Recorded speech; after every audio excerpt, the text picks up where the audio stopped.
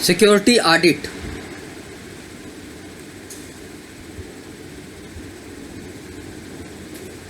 Very first thing that what is audit?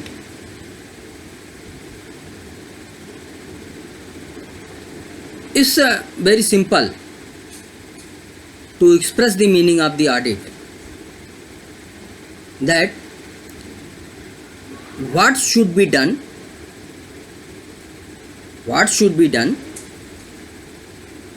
what you have done is equal to gap. Who meets all these three parameters? Means the auditor looks for what you should do, really you have done it or not, and what is the gap. He makes this process in the all organization. This is other than the accounts and finance audit. Nowhere it should be incorporated. And more especially, today I am talking about security audit. A audit in the unorganized sector like security, housekeeping, facility, etc. What kind of the audit you can expect from the security and housekeeping organization?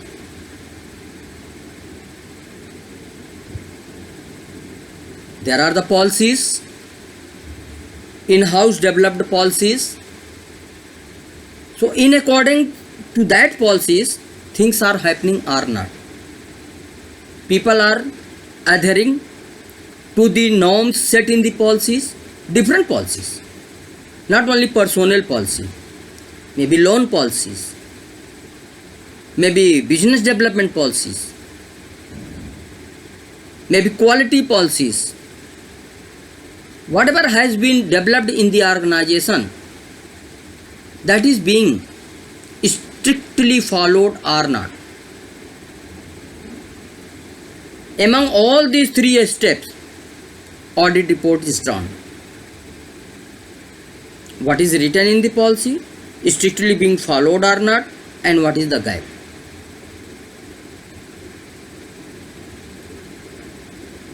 The Security Guard Board Act 1981 and more especially section 23, they have prescribed certain norms. It's legal by Government of India.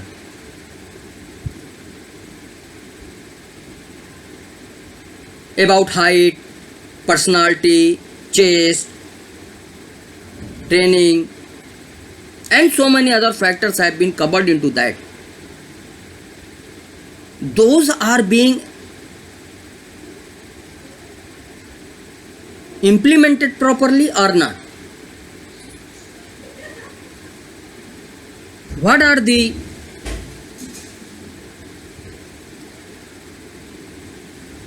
if and buts are coming in between? People are rejecting it to follow. It is harsh, it is hard, or what? And such people will be dealt under the disciplinary action. The audit related to the act enacted by Government of India pertaining to Security Guard Board and housekeeping, that should be audited, finding out the gap. Another is the corporate audit. What are the corporate policies? What are the other act and activities are moving in the corporates which are not directly impacting to the people, but those policies are existing? So work it out. Auditor has to understand those policies and he has to supervise that how down the line it is being percolated, how down the line it is being implemented.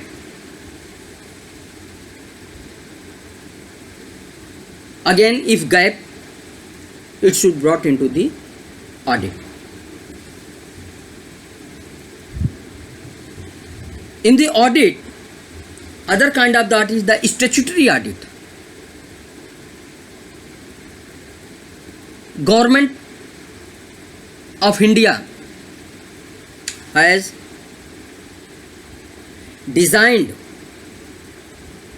made so many acts and activities. Few among those are like the Shop and Establishment Act, the Factory Act, the Minimum Wages Act, the Equal Remuneration Act, the Industrial Dispute Act, Gratuity Act, Bonus Act,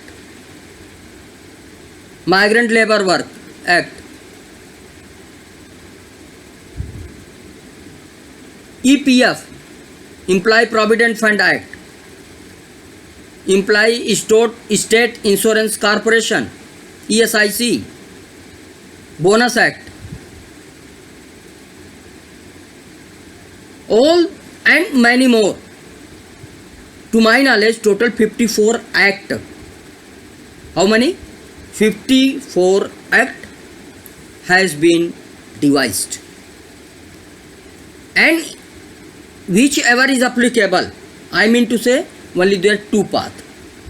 Either your company is covered under the Shop and Establishment Act, if it is other than the manufacturing, it is the service oriented, or it is the direct covered under the Factories Act, where a definite premise is there and manufacturing activities are taking place. So the act which I have named in front of you, those act whichever is applicable, it is being made applicable or not, or there is any shortcut method. And then in each age there is the challan, there is the register, there is the books to be maintained. It is being maintained or not. Who is the process owner? Where the things are lacking? In all this doldrum, HR department comes into the picture. You are the process owner. Either you get the work directly done, or you get the work done from the other departments. In accordance to the law, here it is very clear that what management says is not important, but what is in the act, that should be implemented. There is no shortcut method. Inspectors comes periodically, they inspect your books of all legal applicability, and if they found anything, they issue the notice to you. And if you don't improve, then you may be dragged to the court and you may be charged under the different sections. To avoid this black spot on you, make a checklist of the act which are applicable to you, made by the central government, state government, local government authorities, and adhere to it. And if any you forget, out of human error, then learn from the audit, learn from the inspector, learn from the other way and implement it then and there. And very nicely you have to say to your MD, your board people, that this is as per act required, so we have to do it. Otherwise, government inspector will also catch us, government authority will catch us. You forget about the statutory audit, auditor will catch us. Auditor will only show the gap. What is written, what should be, what is the gap. Gap means not being done. So MD will say, and oh, it is, I don't want this to happen, so let it continue. So they will not give the weightage to the audit report. And it is the internal thing. But all this audit report, somewhere, somehow, it is connected to the government's requirement laid down in the act. Many more things we need to discuss about the audit, but at least this much if anyone picks up. And basically I am talking about the newcomers. I am not talking, till today I have not spoke any single word about the grown professional. That I will take slowly, steadily and will reach to. But today I am talking about those professionals who are new in their profession, new in the industry, new to do the work. People don't know which are the acts applicable. If applicable, then how and how not. Then what is the percentage, what are the registers to be maintained, what are the challans to be maintained. My aim is to share the knowledge at this level and ensure that company is going through good audit system and protecting the interests of the organization. Hope it will give benefit to you all. Thank you very much. Namaskar.